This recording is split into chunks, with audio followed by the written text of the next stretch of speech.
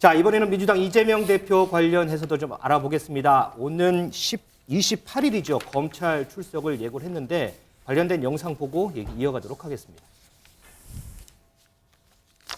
형식적 권력을 가지고 그 권력을 행사하고 있으니 아무 잘못도 없는 제가 또 오라고 하니 제가 가겠습니다. 우리 당내 국회의원 여러분들은 그 시간에 당무에 충실하시고 국정에 충실하시기 바랍니다.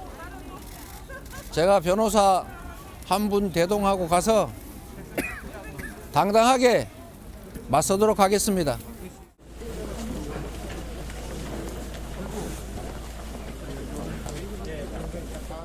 무인기 때문에 많은 분들이 걱정하시지만 오늘 일선 현장을 직접 둘러보고 나니까 여러분들 정말 열심히 복무하고 계시고 아주 신속하게 무인기 식별해내고 또 즉각 보고해서 충분히 여러분들은 잘 대응했다라고 생각합니다. 이재명!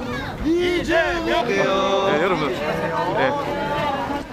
네. 반갑습니다.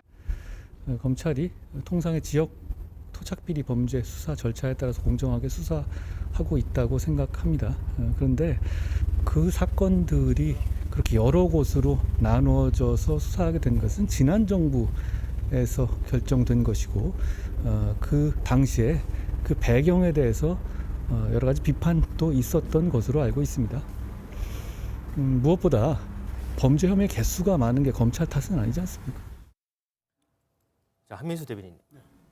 설 연휴 지나고 오는 28일 검찰 출석을 하겠다 이렇게 예고를 했습니다. 그런데 이번에는 변호사 한 명만 대동하고 당당하게 가겠다고 했습니다. 지난 검찰 출석하고 가장 다른 부분이 이 부분인 것 같은데 왜 변호사 한 명만 대동하고 가겠다라고 이제 선언을 한 거죠? 일단 그 지난번 성남지청 말씀하시는 그때는 이제 비공개 회의 때 대표가 저도 그 회의에 있었으니까요. 몇 차례 얘기를 했습니다. 본인이 내가 죄가 없으니 떳떳하게 일단은 출두를 하겠다. 그때 성남지청 때 하니까 처음에는 많은 최고위원들이 말렸어요.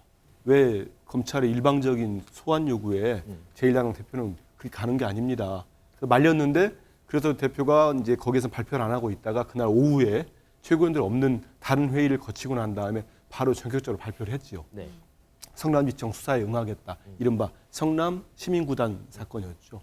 그때 그러면서 이제 비공개회 때도 나 혼자 갈 테니까 아무도 오지 마시라고 했는데 뭐 많은 지도부는 물론이고 의원들이 갔죠. 그렇죠. 가 있었고 그러다 보니까 이번에는 그 망원시장이 원래 잡혔던 일정입니다. 그 일정 자체가 망원시장이 그 원래 여야 대표들 모두 설 명절 전에는 전통시장 가잖아요. 상인들도 만나고 물가 문제도 이렇게 청취도 하려고 애로사항들 가는데 망원시장이 우리 정청래 수석 최고위원 지역구였어요. 그렇죠. 예. 일정은 오래전에 잡혔고 근데 정최호구가 아까 저기 대표 말씀하시는 아무도 오지 마시고 저는 당당하게 변호인 한 명만 대동하겠습니다 하니까 깜짝 놀란 거예요.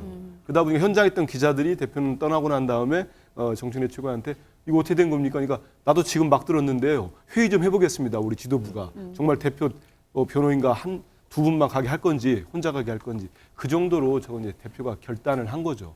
왜냐하면 또 회의에 붙이면은 많은 만류가 있을 거고 또 가겠다고 하니까 이거는 대표가 저렇게 말씀하셨기 때문에 저는 뭐 존중할 필요도 있고 그런 생각이 듭니다. 그건 저 자체는 검찰이 그 성남 FC 건도 그랬고 이번에 이제 대장동도 그랬고 저는 지금도 이해가 잘 안 됩니다. 왜 저렇게까지 일반인들도 그렇게 소환을 안 하는데 너무 이렇게 일방적으로 상당히 절차를 무시하고 상당히 망신을 주기 위해서 소환을 하는 거 아닌가. 이번 대장동 소환도 한번 보십시오. 그 변호인이 우리 쪽 변호인이라는 분이 당대표실도 있고 의원실도 있어요. 다 있는데 성남 시민구단 변호했던 변호인한테 연락을 한 겁니다. 이분한테 띡 전화를 하니까 이분이 당황하지 않았겠습니까? 그러고 난 다음에 전화를 받고 불과 1시간 반 만에 언론 보도가 시작되기 시작했어요. 저도 몰랐습니다. 당시까지 대변인이지만. 그 얘기는 검찰 관계자가 누군가가 또 언론에 흘렸겠죠. 저는 이런 모습들이 정상적이진 않다고 봐요. 제1야당 대표를 떠나서 누굴 소환하더라도 충분히 협의를 하면서 절차에 맞춰서 소환을 하고 그렇게 진행을 하면 되는데 오늘 금방 화면 보듯이 저는 왜 한동훈 법무장관이 이재명 대표 다음에 나와서 본인 얘기를 해야 됩니까? 일국의 법무장관이란 분이 저렇게 가이드라인을 검찰에 계속 던져도 되겠습니까? 말 맞추기다, 혐의가 있다. 저는 저분이 저런 말을 당당하게 하려면은 자기가 지난해 7월에 얘기했던 걸 빨리 지켜야 돼요. 무슨 얘기를 했는지 제가 상기시켜 드리면 국회 나와가지고 많은 국회의원이 물어보니까 김건희 여사 도이치모터스 사건 곧 결론 납니다. 곧 수사 결과 발표하겠습니다. 그리고 8개월이 다 돼갑니다. 7, 8개월 돼가고 있지 않습니까? 법과 원칙을 얘기하려면 그 수사 철저하게 한 다음에 압수수색 한 번이라도 한 다음에 저렇게 주장하면 제가 저 주장 들어보겠습니다. 한번. 지금 이제 한민수 대변인 이제 반발도 저희가 이제 봤는데 어쨌든 혐의가 많은 건 검찰 탓이 아니다. 한동훈 장관의 대응도 좀 만만치가 않은 것 같아요. 그건 뭐 맞는 말이죠. 왜냐하면 뭐 대장동, 백현동, 성남 FC 문제, 쌍방울 문제, 그 뭐 검찰이 만들어낸 사건은 아니고 다 드러나고 이미 벌어졌던 일이니까. 다만 한동훈 장관 얘기 중에 이게 이렇게 여러 지방검찰청에 쪼개져서 수사가 이루어지게 된 것도 지난 정부의 결정인 것도 사실입니다. 왜냐하면 그때도 아니 이게 이 정도 규모의 사건이면 서울중앙지검에 몰아서 해야지 이걸 왜 성남에 보내고 수원에 보내고 이렇게 사건을 쪼개느냐라는 얘기가 있었거든요. 그리고 보통의 경우에는 피의자를 소환하면서 변호인을 통해서 출석 일자를 조율하면 통상은 고마워합니다. 왜냐하면 피의자에게 바로 그 통보를 하지 않고 변호인을 통해서 해주면 변호인이 뭐 좀 본인의 시간도 맞출 수 있고 왜냐면 대동을 해서 이제 입회를 해야 되니까 그래서 통상은 변호인한테 연락을 하면은 고마워하는데 민주당은 조금 다른 문화인 것 같습니다. 그리고 이재명 대표가 시장을 둘러보면서 한 얘기 중에 제일 조금 귀에 거스르는 얘기가 아무 잘못도 없다는 얘기는 조금 귀에 거슬려요. 왜냐하면 아마도 그런 취지 같아요. 본인이 직접적으로 돈 받은 거는 없다. 그건 드러나지 않았다는 취지로 아무 잘못도 없다라는 표현이 나온 것 같은데 지금 대장동 사건만 해도 누가 봐도 이재명 대표의 최측근이라고 하는 정진상, 김용, 유동규 지금 다 구속돼 있어요. 그게 뇌물이 됐던 업무상 배임의 공범이 됐던 그리고 쌍방울 사건과 관련해서도 이재명 대표가 2018년도에 지방선거에 경기도지사로 당선되면서 임기를 같이 시작했던 이화영 당시 부지사가 지금 3억 원 정도의 뇌물을 쌍방울로부터 받은 거로 구속되어 있잖아요. 그러면 정치인이 그것도 대선을 출마했던 그리고 제1야당의 지금 당대표를 하고 있는 큰 정치인이 자기 주변 사람들이 뇌물과 이런 거로 이렇게 여러 명 구속이 됐는데 잘못이 없다고 얘기하는 게 좀 어폐가 있는 거 아닌가요? 그래서 이런 표현은 조금 국민들께서도 조금 귀에 거슬리지 않을까라는 생각이 듭니다. 네. 이렇게 이재명 대표가 지난번에는 성남 FC 의혹 그리고 이번에는 대장동 의혹으로 두 번째 검찰 소환을 받게 됐는데 민주당에서는 여러 반발들이 나오고 있습니다. 관련해서 영상 보고 얘기 나눠보겠습니다. 대표가 그나마 28일 날 변호인 일명 대동하고 혼자서 가시겠다고 하니까 저는 그건 굉장히 잘한 결정이다. 그렇게 해서 그게 당당한 모습이고 또 그 모습이 오히려 더 이재명 대표 주장의 진정성이 느껴질 것이다. 저는 그렇게 생각합니다. 그렇죠. 예, 전 같이 가고 싶은데요. 예. 당에 부담을 주지 않기 위해서 변호사만 대등하겠다고 출석을 했고 의원들은 지역에서 민생 챙기는데 활동에 전념해라. 이렇게 이야기를 했는데 아무리 당당하게 들어간다고 해도 이리떼 속으로 들어가는 느낌이 들어서 좀 많이 안쓰럽습니다. 네.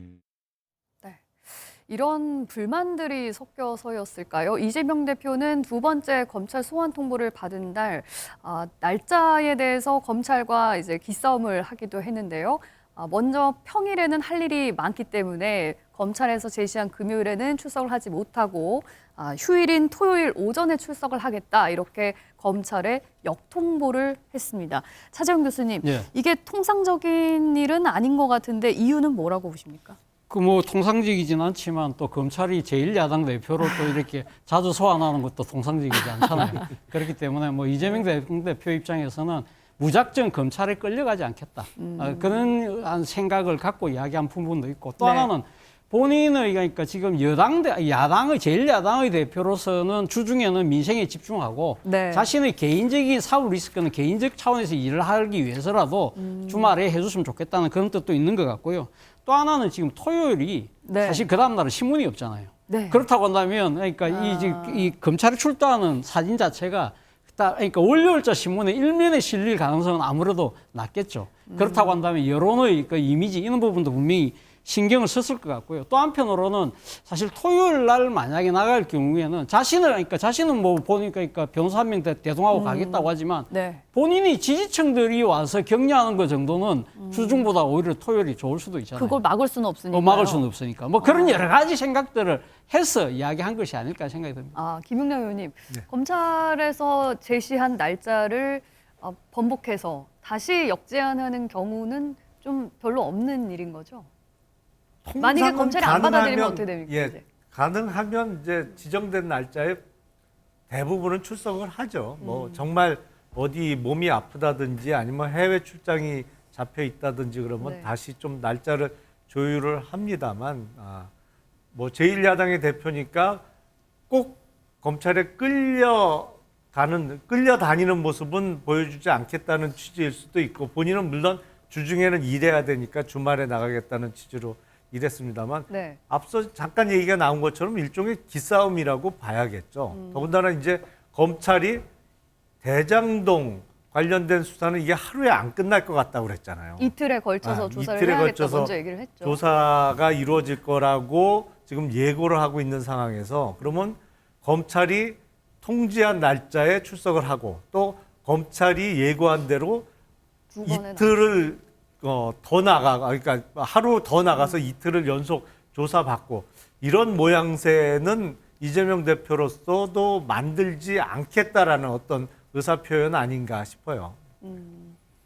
죄송해요. 조금 전에 이제 저희가 이재명 대표 이제 출석 관련 얘기를 했는데 뭐 음성으로도 들으셨지만 저는 같이 가고 싶은데라는 뭐 이런 의원들도 있어요. 그러면 어쨌든 이재명 대표 같은 경우에는 내가 변호사 한 명만 대동을 하고 당당하게 가겠다라고 한 부분은 본인이 생각하는 어떤 그림들이 있을 텐데 이렇게 옆에서 그래도 나는 가고 싶은데라는 이런 그림들이 그려지면 이건 좀 다른. 그렇죠. 아니 저는 그리고 우리 민주당의 원내대표란 분이 이재명 대표가 일이 때 속으로 들어간다라고 표현하셨는데 그래 치근하다는 식의 표현하셨는데 아니 근데 법치국가에서 검찰이 부르는 게 그게 일이 때 속으로 들어가는 건 아니지 않습니까? 사실 제가 보기에도 좀 그 표현은 좀 과한 것 같고요. 다만 저는 이제 이런 것은 있는 것 같습니다. 이재명 대표에게 소환을 하는 검찰이 2회 얘기하는데 이재명 대표 입장에서는 나는 자꾸 죄가 없다고 해요. 나는 죄가 없는데 가겠다고 하니까 검찰 입장에서는 죄의 유무죄의 판단은 본인들이 조사 후에 재판을 통해서 밝혀질 문제지 물론 피의자가 방어권 차원에서 난 죄가 없다고 할 수는 있고 무죄 추정의 원칙이 있지만 조금 전에 김 의원님이 말씀하셨지만 지금 이렇게 된 상황 측근들이 다 구속된 상황에서조차 공식 사과도 안 하고 난 죄가 없는데 검찰이 부르니 갑니다 라고 한다면 검찰 입장에서도 기싸움을 할 수밖에 없는 거죠. 그럼 저희들이 죄를 입증해 드리겠습니다 라고 이제 하는 거니까 물론 이거는 이제 28일 소환에 응하기로 했으니까 이제 그 문제는 아닌데 저는 이제 이런 거죠. 이재명 대표도 지난번에 출두했을 때는 그렇게 40명씩 간 것에 대한 그 부담이 있었을 겁니다. 왜냐하면 바로 그 직후에 뭐 내부 결속은 이루어진지 모르지만 여러 가지 얘기들 특히나 자꾸 이재명 대표가 민생이든 뭐 개혁이든 뭐 신년 기자회견에서 어떤 어젠다를 꺼내놔도 국민들 귀에는 자꾸만 방탄이라는 소리밖에 안 들리고 사법 리스크밖에 느껴지지 않아요. 그러니까 그런 점들을 불식시키기 위해서는 본인의 것은 본인이 대응한다는 분리 대응의 원칙이 저는 맞다고 보는데 그걸 이번에 하는 거죠. 그런데 당에서 물론 저는 뭐 정치적 수사라고 생각합니다. 같이 함께 해드리고 싶지만 못 가겠습니다라고 하는 얘기는 저는 이제부터는 당이 그렇게 분리 대응을 하는 게 맞고 또 그렇게 해야만 공당과 그다음에 제1야당으로서의 저는 품위와 자세를 지키는 거지 이재명 대표의 입장이라고 모두가 다 이렇게 함께 쓸려가는 모습들은 그건 전략적으로도 온당하지 않다라는 측면에서 놓고 보면 저는 지금 박홍근 원내대표의 얘기가 조금 그런 것에 대해서 한 번쯤은 본인의 어떤 그런 데서 좀 정치적 수사라고 저는 생각을 하고 있습니다. 우리 한민수 대변인은 그게 28일 오해하시는 것 같아서 뭐 다음 신문이랄지 이런 게 아니고요. 대표가 26, 27일 날 지방 일정이 있습니다. 그래서 실제 일을 해야 되고 전북에 가서 국민 속으로 경청 투어가 다 있습니다. 네. 그 지방 최고위원도 있기 때문에 그날 잡은 거고요.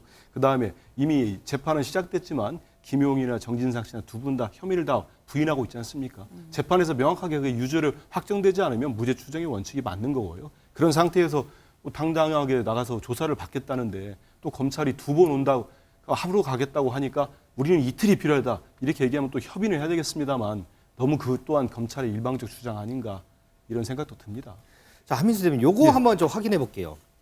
이재명 대표가 설 연휴 직후에 철험의 이 소속 의원들하고 오찬을 가질 예정이다 이런 보도가 있는데 맞나요? 저도 보도로 봤습니다. 보도만 봤는데 그 25일이라고 되어 있더라고요. 그래서 아마 그 실제로 오찬을 한다면은 대표 일정이라는 게 뭐 오찬이든 만찬이든 상당히 오래전에 잡혔을 겁니다. 그렇기 때문에 뭐 소환 출두를 앞둔 날을 앞서 며칠 앞두고 뭐 강경 성향의 의원들을 만난다. 이런 거는 뭐 좀 과도한 해석인 것 같고요.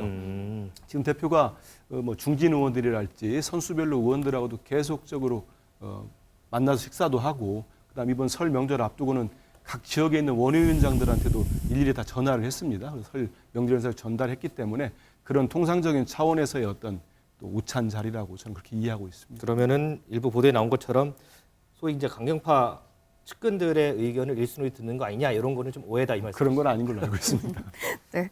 이런 가운데 대장동 관련해서 재판이 계속 진행 중인데 이 재판 과정에서 주목할 만한 증언들이 계속 나오고 있습니다. 관련 영상 보고 오시겠습니다. 저번 재판 때 정민경 변호사가 천화동인이 유동규 본부장 거다 이렇게 얘기했는데 그 부분에 대해서 한 말씀. 뭐 그분이 뭘 잘 알겠습니까? 그 대장동 1공단 사업 보고서 엑스표 친 거 이재명 지사라고 생각하시나요? 그거 재판 통해서요. 저는 다 나올 거라고 생각하고요. 이제 본격적으로 재판이 진행되면 그거 관련된 증언들을 차분히 할 생각입니다. 초과이익 환수 조항을 넣으려면 확정이익을 포기해야 되는 거 아니에요? 당연히 그렇습니다. 두 개 다 들어갈 수가 없잖아요. 예측보다 오를 경우에 부담을 좀 나누자 그러면 그럼 예측보다 내릴 경우에 부담도 해라. 이게 상식 아닙니까?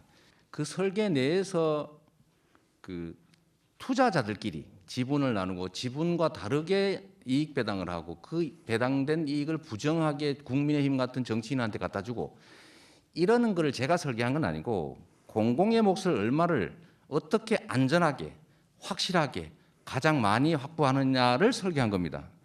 그중에 핵심은 고정이익이었는데. 네, 지금 나온 새로운 내용은 또 이재명 대표가 김만배 씨의 지분 절반을 나중에 건네받는 방안을 직접 승인했다. 이 부분이 검찰의 공소장에 적시가 됐습니다. 김용남 의원님, 그동안에는 김만배 씨의 주장만 있었는데 이게 검찰에서 공식적으로 확인을 한 거는 이번이 처음이거든요. 이 부분은 어떻게 해석을 해야 될까요? 사실은 이제 검찰에서 기소를 하면 공소장 같은 것은 외부적으로 드러나는 문건이기 때문에 언론을 통해서나 바로바로 이제 그 핵심 취지는 알 수가 있었습니다. 근데 지난 그 문재인 정부 시절에 공보 지침이라는 걸 만들어서 공소장이 기소가 돼도 외부에 드러나지 않도록 이걸 공개하기가 상당히 어렵도록 만들어놨거든요. 그러니까 기소된 내용을 국민들께서 언론을 통해서 알 수 없는 구조가 지금 좀 이어지고 있습니다. 근데 이 공소장 내용이 뒤늦게 알려졌습니다만 이익을 그러니까 대장동 일당이라고 하는 민간업자들이 받을 이익의 절반 정도를 이제 성남시 쪽이 받기로 하고 이 사업 승인을 해줬다. 그리고 이재명 대표가 극구 주장하는 이게 확정된 이익을 공공환수하기로 했기 때문에 남는 이익은 민간업자가 가져가게 설계를 할 수밖에 없었다. 뭐 이런 취지잖아요. 근데 간단하게만 설명드리면 이 성남 대장동은요. 박정희 대통령 시절에 서울의 남쪽 지역의 녹지를 보존하기 위한 소위 남단 녹지라고 하는데 그거를 묶어놓은 지역입니다. 그러니까 그린벨트 수준으로 강하게 보호를 수십 년 동안 하던 지역이에요. 대장동은 이걸 헐어서 아파트 짓게 해준 겁니다. 네. 아무리 사업 수단이 없어도 천문학적인 돈을 벌 수밖에 없는 사업이에요. 이거는 사업이 인가가 나는 순간에 천문학적 이익이 거의 확정되는 이익이었습니다. 그렇기 때문에 오히려 민간의 이익을 한정시키고 그리고 남는 이익은 성남 도시개발공사로 환수할 수 있도록 설계를 했어야 되는데 이걸 지금 거꾸로 했기 때문에 이 부분에 대해서 이제 수천억 원의 이익을 민간업자가 더 가져가게 했다는 것이 검찰이 기소한 업무상 배임 혐의의 핵심이죠. 뭐 그동안의 부동산 가격이 워낙 이제 예상치 못할 만큼 많이 올랐기 때문에 또 그 이익이 더 커질 수밖에 없었다. 거기까지는 예상하기가 어려웠다는 게 또 해명이긴 합니다만. 이익이 더 불어난 측면은 있었습니다만 이익이 많을 수밖에 없던 사업인 건 틀림없습니다. 왜냐하면 이게 판교인데요. 분양성이나 뭐 여러 가지 입지를 따져볼 때 네. 적어도 수천억 이상의 그 이익이 날 거는 뻔히 보이는 사업이었거든요. 근데 네. 그 이익이 더 불어난 측면은 있습니다. 더군다나 또 거의 그 언론에서 다뤄지질 않는데 지금 화천대유 쪽 이익이 대략 한 7천억 원에서 8천억 원 정도 됩니다. 그러니까 천화동인 1호부터 7호까지 그리고 화천대유의 이익까지 합치면 대충 그 정도 되는데 사실은 그보다 이익이 더 있어요. 왜냐하면 여기에 아파트 부지라고 하는 공공주택 용지가 5블럭이 이제 분양이 됐는데 네. 그중에 한 블럭은 화천대유가 직접 시행을 했고요.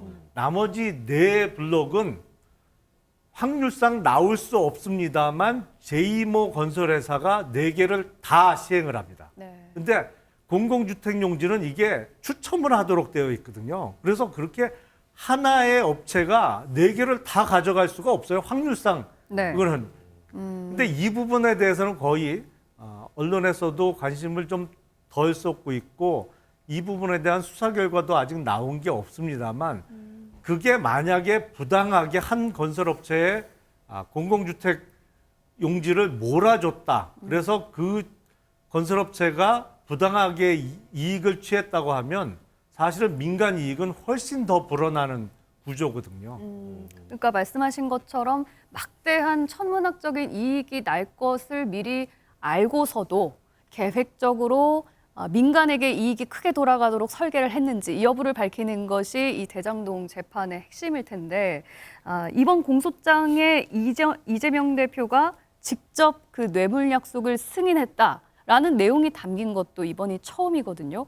물론 이 대표 측에서는 사실 무근이다 이런 입장이긴 합니다만 어떻게 밝혀낼 수 있을 거라고 보십니까? 터무니없다는 표현이 맞을 것 같아요. 이게 아까 말씀을 하셨는데 김용남 의원님이 30만 평입니다. 네. 당시 박근혜 정부의 최경환 부총리가 빨리 집 사라, 빨리 땅 사라, 집 사라 그랬어요. 왜냐하면 부동산 시장이 너무 안 좋았어요. 네네. 30만 평에서 만약에 100만 원만 떨어졌다고 하면은 이 대장동 일당은 지금 거의 알거지가 됐을 겁니다. 그리고 성남시는 확정 이익을 받았기 때문에 아무 위험 부담이 없었던 거죠.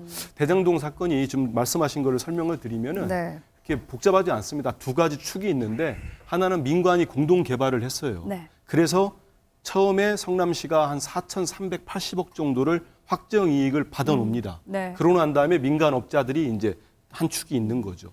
만약에 예를 들어서 지금 말씀하신 이런 공소장 검찰의 일방적 주장이 사실에 부합하려면은 그러면 이재명 시장 측에 돈이 절반이 들어있다고 한다면 자기들 몫이 왜 추가로 1,100억을 또 추가로 환수를 하겠습니까?